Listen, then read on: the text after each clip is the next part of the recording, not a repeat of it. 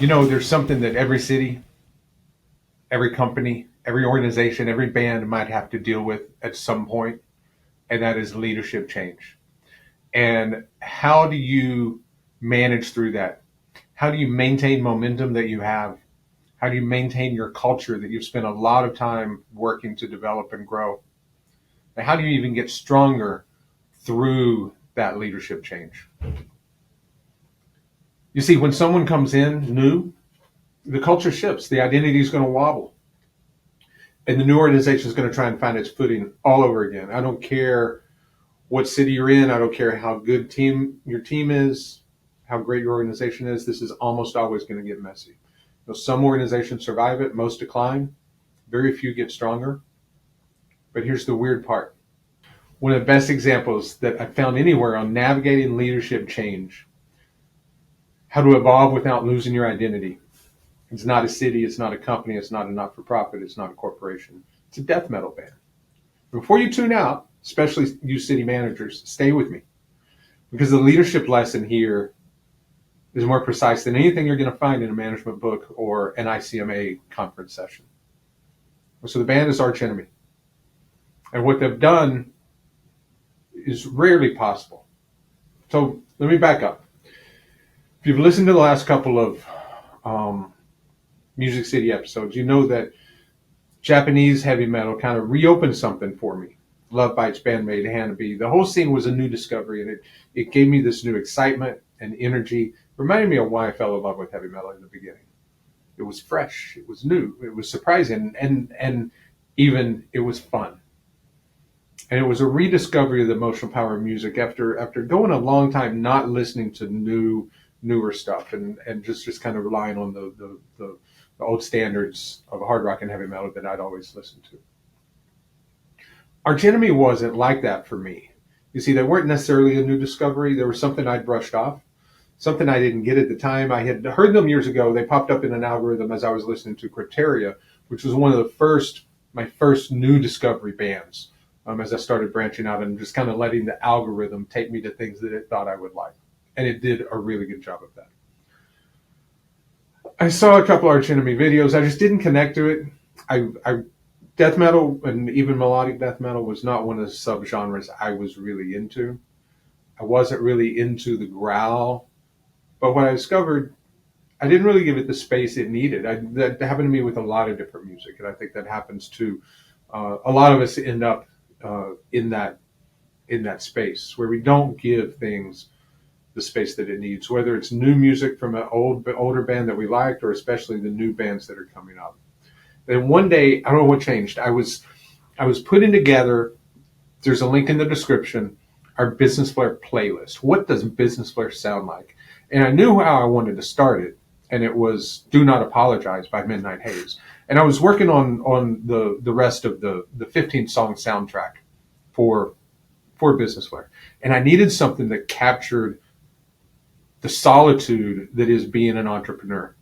Very much like the solitude that you have as a city manager. And I've heard city managers talk about this. I've sponsored city manager trainings where it's come up, where a newer city manager talks about having been a deputy and not realizing how long that walk down the hall is from second chair to first chair. And it's the same thing you have as an entrepreneur. No matter how great of a team you have surrounded yourself with, there are things that you're dealing with that no one sees, that no one understands. There are emotional weights and pressures and stresses that just can't be taught. They can't be taught to a number two. They can't, they're not going to be understood by anyone other than others who are going through the same thing. Entrepreneurs have that. City managers have that. Musicians have that. Lead guitarists have that. Lead singers have that. And so I came across Arch Enemy's song, "The Eagle Flies Alone," and I got it. It was message and there was power, but the melody underneath the aggression had this emotional weight to it. So it wasn't excitement of discovery like I got from Lovebites and Japanese metal. It was deeper. It was closer to a recognition. It was hearing a sound that matched something that you felt internally for a long time, but you never could find the language to describe it. And so that's when I just started digging in and to understand them. See, when I connect to music, when I find a band I connect with, I want to immerse myself in it. I want to understand it. It's not a passing song on the radio. Yeah, there's a lot of those, but when one grabs me, it grabs me. And so the thing that I find about Arch Enemy is, yes, they're aggressive and they're intense. Alissa's growl might be the most technically perfect melodic death metal vocal that there is in the world, I think. Going to be lots of opinions about that. But underneath all of that is this emotion that is deep and it's layered and it's relentless.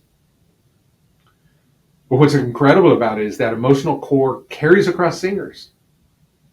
Before Alissa, Angela had it. You know, even when Alissa sings songs that were written and recorded before she joined the band, that emotional identity is still there. The band sounds like itself no matter who's up front. That's not normal. You know, I find myself with the vinyl back here, I have to turn and look and see, am I listening to a live album or the recorded album? Because even though Alissa and Angela have different voices, what the music is projecting and conveying is bigger than just that voice. And I have to look and see, is it the studio recorded version that Angela sang on? Or do I have playing the live album that Alissa is singing? It's that powerful. And so this is something that's hard for organizations to pull off, whether it's a company, a city, or a band. And so what Arch Enemy shows us is when your mission is real and your culture is strong, you have an identity that's bigger than any one person. Leadership transitions don't have to collapse your organizations, and they can strengthen it. And this is something that's hard for cities to get right. Most companies don't get it right. But here we have a metal band that did. A little more than 2 years I've been spending listening to newer music. I had always listened to just the same old things I grew up listening to. Older Judas Priest, Iron Maiden. I didn't even listen to the newer Iron Maiden stuff. And I started listening to their newer stuff in their full catalog, getting ready for the Power Trip conference 2 years ago. And then from there, I went back to listen to a German metal band, Accept, and I started listening to their new music. And I found one of their live videos where they played a lot of classical music in heavy metal style. And that led the algorithm to introduce me to Nightwish, which led me to Crypteria, which introduced me to Arch Enemy, but not in a way that I got it. But over time, it led me to Lovebites because of the neoclassical influences that they have, and so it just continued to spread. And now we find myself back to Arch Enemy now. But you know, Arch Enemy did something different than those Japanese metal bands did. You know, especially Lovebites. You know, they got me with excitement. It was discovery. It was new. It's a different type of energy, a fun energy almost. But it reminded me of what I liked about metal when I discovered it, because I listened to Kiss and I listened to Black Sabbath, but it was that same type of metal, the dual guitar, Iron Maiden, Judas Priest, the speed, the drive that it had is what I loved about it. And I rediscovered that because that's where Japanese metal is right now. Arch Enemy, it was not about excitement, it was about recognition. It was a very different type of emotional connection. Lovebites makes you feel alive, Arch Enemy makes you feel understood. Because it's heavier and it's deeper. It's more internalized. It's more of a sound of resilience. It's a sound of walking through fire and surviving it and coming out stronger and being able to move forward. Something very important for cities and organizations to figure out how to do when you're going through a leadership change, especially at the top. Because that is what leadership feels like at the top. You know, the people see the public wins, the victories. They don't see that internal weight. They don't see the pressure. They don't see the expectations. They don't see the politics behind it. They don't see those quiet moments where doubt creeps in, insecurity creeps in, imposter syndrome creeps in, and you have to convince yourself to keep going. This happens to entrepreneurs, especially in the beginnings. Think about stepping in as the lead singer of an already successful heavy metal band. It happened with Floor, with Nightwish. It happened with Alissa when she stepped in to replace Angela and Arch Enemy. It happened when Sammy Hagar came into Van Halen. That's what this sounds like. Arch Enemy is that emotion of leadership, and it's expressed through music. And that's why The Eagle Flies Alone was that component of our Business Flair playlist. of our soundtrack. It's not just a metal track. It's a declaration of independence. It's a mission statement. It's the psychology of a leader, an entrepreneur, a city manager. You got to wake up every day and you got to lead without applause. There may not be reassurance. There's not even guarantees that the people who are committed to you even understand everything that you're trying to accomplish. That's especially true with entrepreneurs, especially in startups. It's about believing in the mission even when no one else does. And that's where your real leadership starts. So what makes this an anomaly in music and organizational leadership? They changed lead singers twice, not just once. And they're doing this in a genre where the vocalist is the identity of the band. It's where fans attach emotionally to that voice. And it's a genre that does not forgive misalignment and especially does not forgive inauthenticity. But they didn't collapse. They didn't lose momentum. They didn't lose their identity or their culture. They got stronger. See, a lot of bands are going to collapse after that sort of leadership change.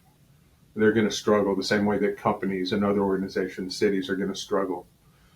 And with the city, this isn't just about changing city manager. You can see this significantly happen where it's much more impossible to plan for and deal with when political leadership changes. That's a completely different environment. You can do the best you can trying to plan for it. But that's where a city can absolutely fall apart if that part of the leadership change happens. I mean, I watched a video that was posted the other day of a city firing a city manager, and it was, I believe, their 5th city manager in 4 years. Leadership problems all over that one. But the emotional identity of the band of Arch Enemy was bigger than the individual that was delivering it. Angela had it, Alissa had it. 2 very different voices, 2 very different presences. The stage presence, and what you feel, when you see it, very different presence, but the same emotional DNA. So the voice changed, but the concept didn't. The message didn't. The mission, that identity didn't change. The culture didn't change.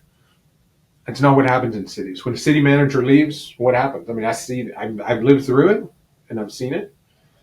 Everything resets. The plans get paused. The staff morale wavers.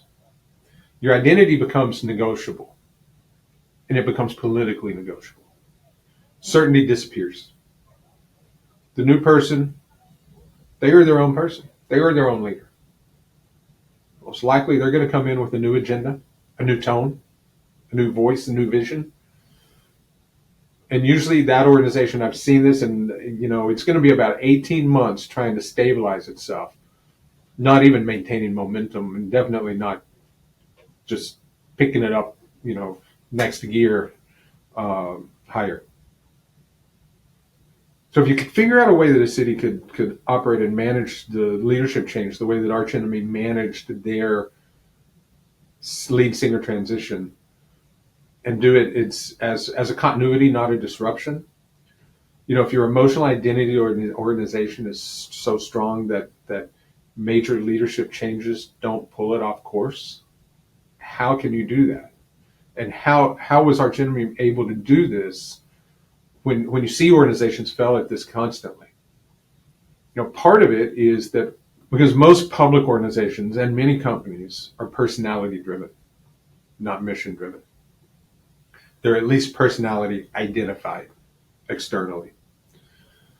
So cities say that they have a mission, but when leadership changes, that mission is soft clay. It's really ready to be redone, remolded. So what we see here is clear mission, real culture, a defined identity, and leader that's not the brand. I think the other thing that's important is Angela didn't leave the band. She transitioned into management. She left the role as lead singer. This right here is almost a miracle in an organization. But if you think about how this applies to cities, there's 3 different ways that your leadership is going to leave. Actually, 4. They're going to retire. They're going to resign for whatever reason, good or bad. They're going to get terminated, or they're going to get voted out / voted in. Termination, there are things to think about what you put in place so that the organization can continue through that termination and maintain momentum that the organization has, hopefully come out stronger. Now, that's assuming that there's not justified reasons for the termination and that there is a momentum that is in the wrong direction that needs to be stopped. Different approach there as well. But in resignation for personal reasons or whatever they are, or retirement, it gives you an opportunity to do and look at what happened here. So Angela's transition into management, she didn't just vacate the emotional ownership that she had there. She intentionally handed over the leadership role to Alissa, to someone that was aligned with the culture. And she played a role in making sure that the person who entered into that slot, into that leadership role, had that alignment with the culture. So this is real succession planning. It's institutional memory, and it's institutional memory, and it's what organizational culture really looks like. It's something that a lot of cities don't have, even when they say they do. The same with most companies, because most leaders aren't really building systems. They're building personalities, even when they don't realize it. And this can happen over time. I've had this conversation. And so what you have here is that system and that culture. I see it. We've seen it with our clients. This is something that entrepreneurs really struggle with, because as an entrepreneur, when you start, it's just you and your idea.